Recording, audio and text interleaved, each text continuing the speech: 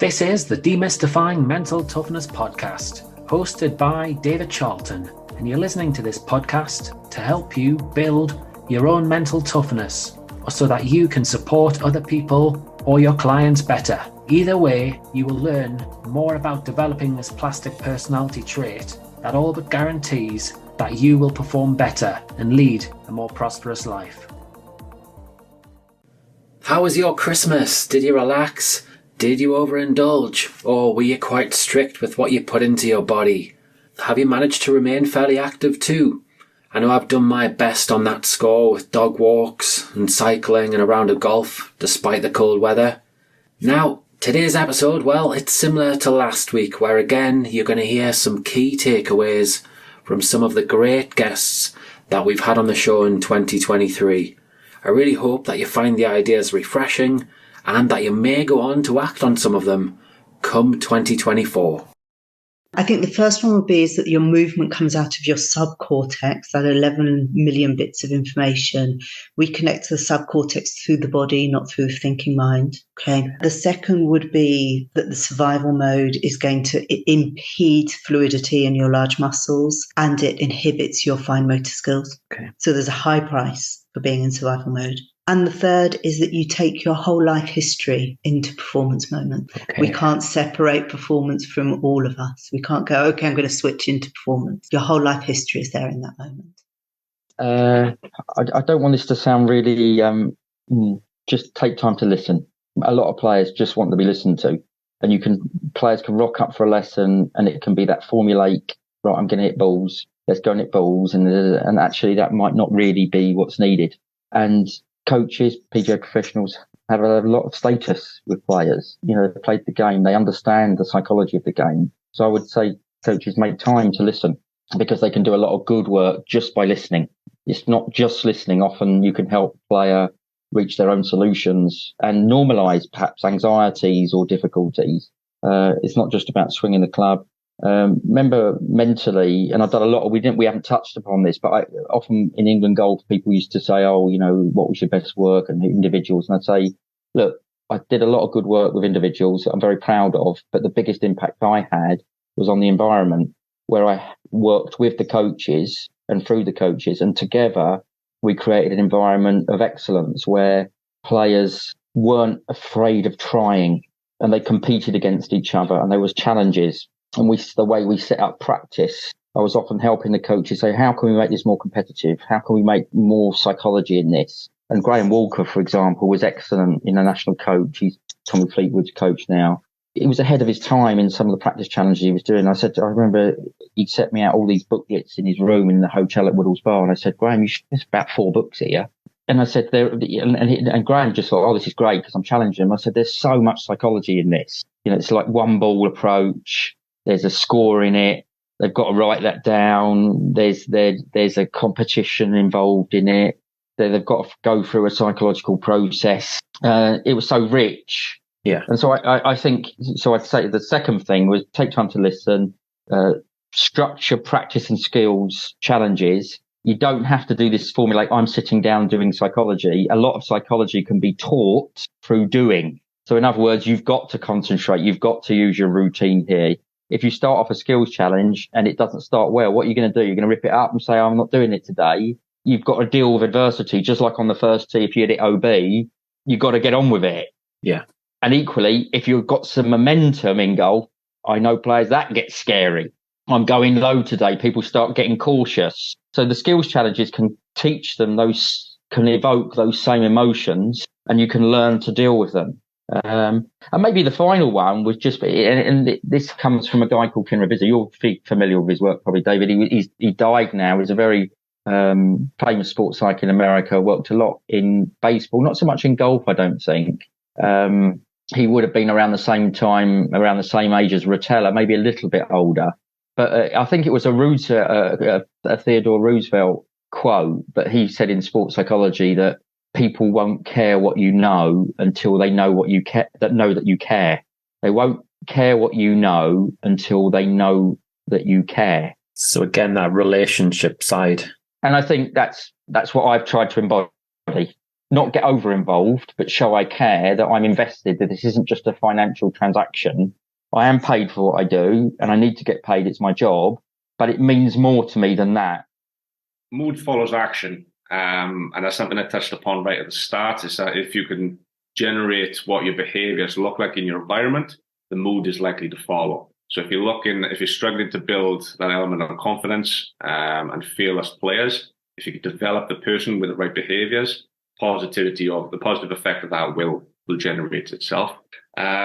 Relationships are absolutely clinical, and never underestimate the importance of communication. Be concise, use metaphors to the point, and that's relatable information as well. Why don't you go for one key takeaway from the conversation each, and then I can add one on at the end? I think just really highlighting the importance of being able to control your emotions and stay in sort of a calm, focused state whilst trying to perform. And obviously we've got a lot of technology built around that, but also just exploring some sort of triggers that work for you. So yeah, that would be my big sort of takeaway. How about you, son? Yeah, I would also say that if you do have more of a perfectionist or, kind of do or die mentality, just being a little bit easier on yourself, finding some ways to provide self-care, whether it's taking a few minutes every day off screens, doing a little breath work, doing a little gratitude practice, do something that will help you get perspective, because it's very easy to lose perspective when all you want is a single thing and you're kind of relentless about it. So I would just say, if you want longevity in your sport and you want to feel healthier, find something that'll give you a little bit of balance and perspective. I think it would be to coach the position as a whole. So not just focus on the techniques, focus on everything. So focus on the psych side, the biomechanics, the movement side, the tactical side, really bring everything together. So then when you're working with your goalies, they get a really good experience of everything the position holds. And as they get older, they're going to be in a real good place to kind of develop all aspects of their game. I think the second one, you have to make it enjoyable and you have to make them fall in love with the position, because then as they do go through the pathways, if they love the position, then they will take on the so-called negative areas of it a little bit easier. So, for example, if they love the position, but they're struggling with something, they've still got the buy-in and they still want to work on it because they love what they do. So I think that's something I've learned, a lot over my career. And I think as well is keep it close to the game. So look at the game as a whole and what the game looks like, and then look at the goalie's role within it, and then match what everything you do around it. So then you're not doing things for no reason. You're not going off on a tangent. Everything you do around your training is helping them to be a better goalkeeper. And I think there's so many ways you can do that. Hopefully my books shed a light on some of that maybe aren't in your traditional coaching courses, maybe a little bit, I don't want to, again, be cliche, outside the box, a little bit, maybe, innovative. A lot of the stuff that I was talking about in my first book 10 years ago, which wasn't common practice in goalkeeping, is common practice now. And that kind of justifies in my own mind that maybe I was onto something. That's definitely been proven over, the last few years, where you see online, you see videos, you see people contacting you, you see different coaching courses, other people working. And actually what I was trying to develop for young goalies that 10 years ago has now helped the ones that not just that I work with, but others I work with, because a lot of the things I was saying around developing young goalies, or back kind of a number of years ago, I tried out there. I worked with them, and then a lot of the players I've worked with are now playing at a really good level, so professional level, youth international level. So hopefully within my books, they'll be able to really help all young goalies out there, whether they're 7, 9, 10, 11, male, female, whatever. There's something for everyone in the books. So I like to think that I've kind of tried to attack the position from all areas, really, and to help grow the love and the recognition of the position, really, and the profile of the position, and make it fashionable to be a goalie now. I'd say number one is film yourself. Film yourself often enough, you forget the camera's on there, whether you're an athlete or you're a coach. It's just giving you the difference between what you think you're doing and how you're interacting with actually what's going on. And just watch it back, listen. Don't get caught up in the tactical. Just listen and watch how you're interacting, what you're seeing on the camera that you may not have seen at the time. That's number one. Number two, understand what the fundamental behaviors are that are important to you as a coach and as a team that's going to allow you to be successful. Call them the every times if you like. Know what they look like, put tangibles on them, get everyone to see the value of that, and then honor them by always scanning for them first. And the third one is always find a way to search for the source of an issue. Don't just go for your gut reaction of it was a tactical thing or it was a technical thing, therefore my investment needs to be there. Find a way to identify where is the source of the issue. When you know that, put the interventions in there, always with the focus of making yourself redundant. Always a focus of don't tell someone the answer if you want them to work it out for themselves. Yeah, I mean, I think we said it all, so I'll summarize it with, for the parent to start, it's going to take everything in your power to resist putting on the coach hat first, because we are wired as human beings. Our brains will always naturally look for what's wrong, what's missing, what isn't right yet, and that's what our brains default to. And so as a parent, it's the same thing. You're going to be tempted to point out the things your kid didn't do well, point out where they still need to improve, point out how far they fall short from their goals that they say they have.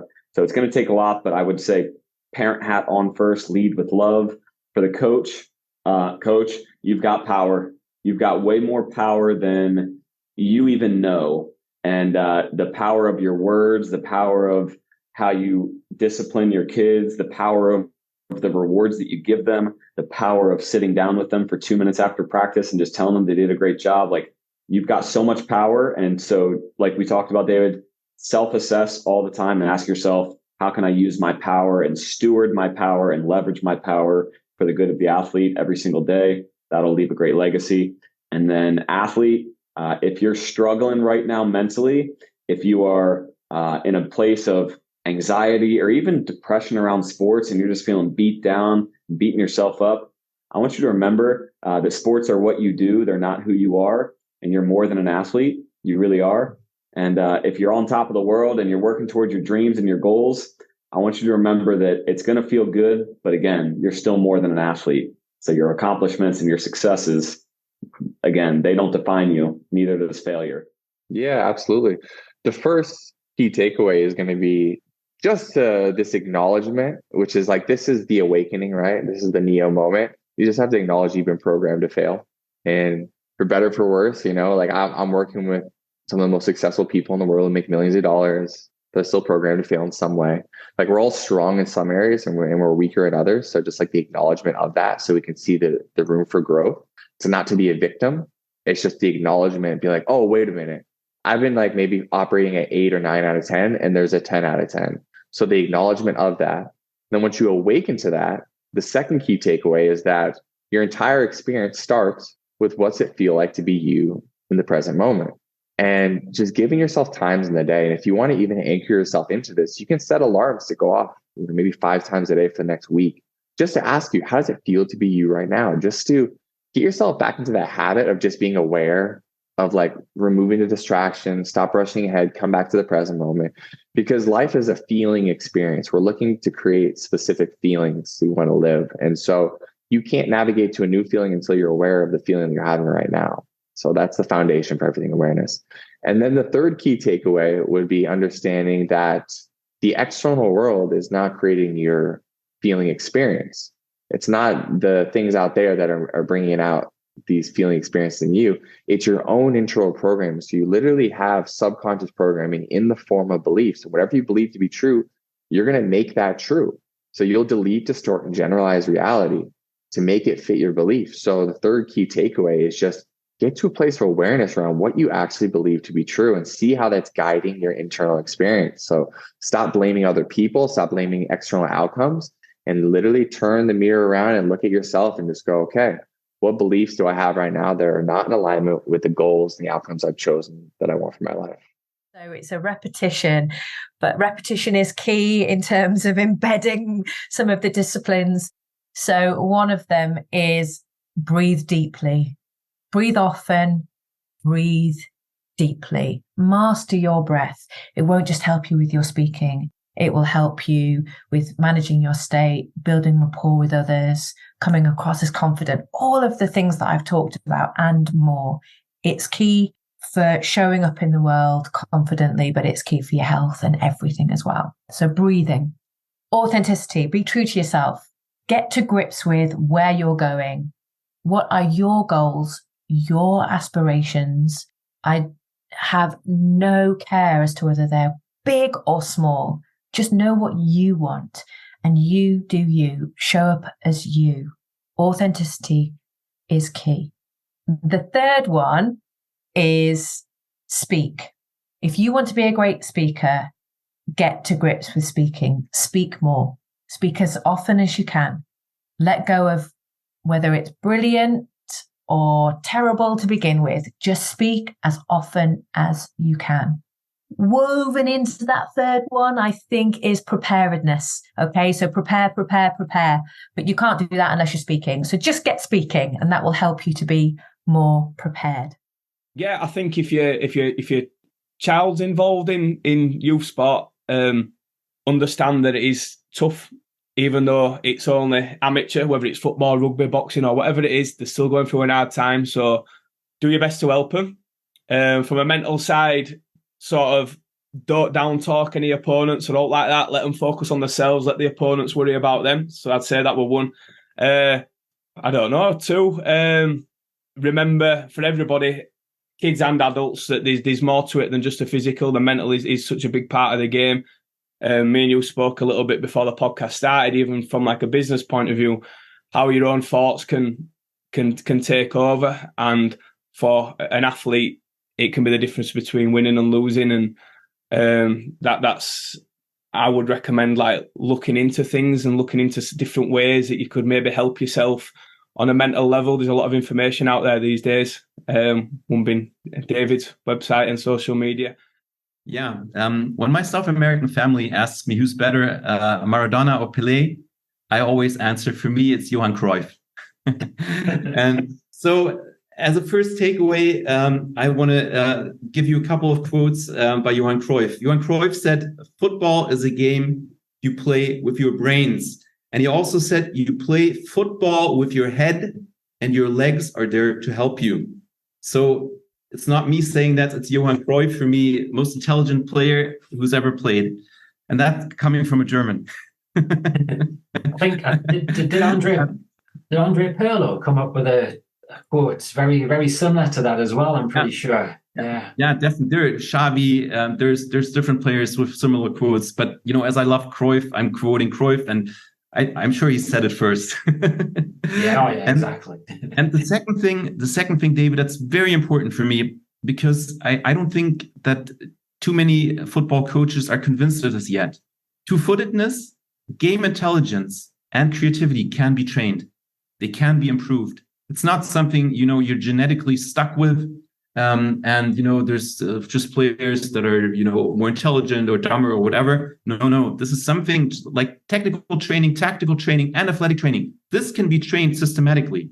And the last takeaway, I've said it before during the podcast, I think after years where we focused on technical, tactical, and athletic training, cognitive training is the future of football training. And it's really what's needed to create a new player generation. And let me say this: where do we need it more than in Germany? I mean, if we don't focus on this kind of thing, I mean, coming up in 2024, we have the European Championship, and I think there's very little Germans that are very optimistic about that tournament at the moment. So we know we have to change things in Germany, but I think this is something. Wherever I go and whatever nation football coaches are from, they all agree. They all agree that the cognitive part, there's so much potential to improve the players. So I'm very excited to be part of that. And David, you know, I've shared a lot about our training. I admire the work of a lot of other professionals that are out there that work in this kind of field. I'm, you know, open to exchange, to learn. I'm learning every day. It's actually why I love coaching also a lot. It's the players, it's the relationships, but it's also the part of learning, David. So I just wanted to say that, you know, a lot of admiration to other coaches that are working in cognitive training. And I'm learning all the time. And we've put out the best that we have at the moment. And very thankful for all the coaches that have joined us. And with open arms, we want to welcome a lot more. On that note, I'm going to give one little key takeaway, which links to what you just said there. I think it's so important for anyone, whether you're a football coach, a player, psychologist simply to be open to learning, open to experience, and not have that fixed mindset, because there's always somebody who does something a little bit differently where you can just pick up another skill. So yeah, there's my pills of wisdom anyway. It was lovely to hear those insights again. There's certainly been some reminders for me to take into 2024. And, similar to the previous episode, I thought I'd share my takeaways too. So you're going to hear 3 takeaways from myself. Firstly, we're going to look at self-doubt. So here's my challenge to you. It's to not let self-doubt hold you back from achieving your goals this coming year. Simply setting the right goals won't help you achieve your potential. Yet, if you have a steely inner self-belief that your goals will work for you and that you can achieve them, well, it's going to give you a much better chance of reaching your potential. If we think about Timothy Galway in his inner game books, he describes the equation P equals P minus I, or what he refers to there as performance equals potential minus interference. So in other words, your performance, well, it's equal to what you're capable of when you remove the interference, which can be real obstacles or it can be mental obstacles where you can get in your own way, such as self-doubt. So yes, I encourage you, I challenge you to work towards removing these obstacles in 2024. Now, number 2 then. Number 2 would be, please don't fall into the trap of failing to take ownership for your own success. As Freddie Mercury once sang, time waits for no one, which to me is a very significant line. Unfortunately though, especially in sport, athletic careers, well, they can be very short in comparison to non-sporting careers. So time, well, it can disappear very fast, rapidly dissolving your potential in the process. So a danger sign that you need to be aware of is when you drift and you just let events and situations take care of themselves without questioning yourself or getting others to question your approach. So yes, make every second count. I really encourage you to do that. Ask yourself those questions. Am I allowing my career just to drift, or my potential to drift?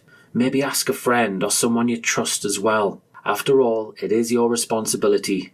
Nobody else is going to ask these questions. Don't just wait for luck or for another day. Take ownership of your skills and your talents right now as you go into 2024. Then we've got number 3. Number 3 is don't aim for perfection. Yes, you did hear that right. Don't aim for perfection. Many athletes do, whether they want to be perfect with their free kicks in football, perfect their golf swing, perfect their serve in tennis, perfect their game in rugby, or so on. They also often hear and read and they're told working hard is the key to success. What some athletes then do is work hard, very hard, too hard arguably, repeating moves, kicks, shots, which leads them to chasing perfection, which, in my eyes, is potentially dooming them to failure. Now, what I'm not saying is don't work hard. It's just that word perfection can cause some issues. So let's look a little bit deeper into what perfection is. Well, being perfect at penalties, it suggests that you'll always hit it exactly where you want to and at the pace that you'd like to. Or, if you're a cyclist, you'll always complete races in the times that you want. It's like being a machine, that you're flawless. And how realistic is that? It's not at all. So seeking perfection at a particular skill may seem achievable in the moment. However, if I were you, I'd consider the last time or how often 2 shots, strikes or matches were exactly the same. The answer's probably never. Your goal should be to embrace imperfection as an athlete. Yes, work hard, work damn hard, but consider what being adaptable is in your sport. When doing extra training in football on crossing, it may mean crossing the ball on the run with your right foot, with your left foot, looking to hit the back post, looking to hit the near post, then trying a low cross from a different part of the pitch. In golf, it could be practicing to hold a 3-foot putt to one hole on the putting green, then moving to another hole where you're faced with a 20-footer.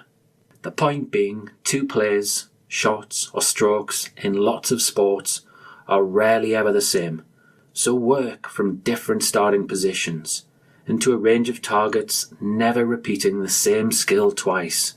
Supporting athletes who are plagued with the need to be perfect is a huge element of my work. Often it disguises their insecurity and their lack of trust in their training or their skill set.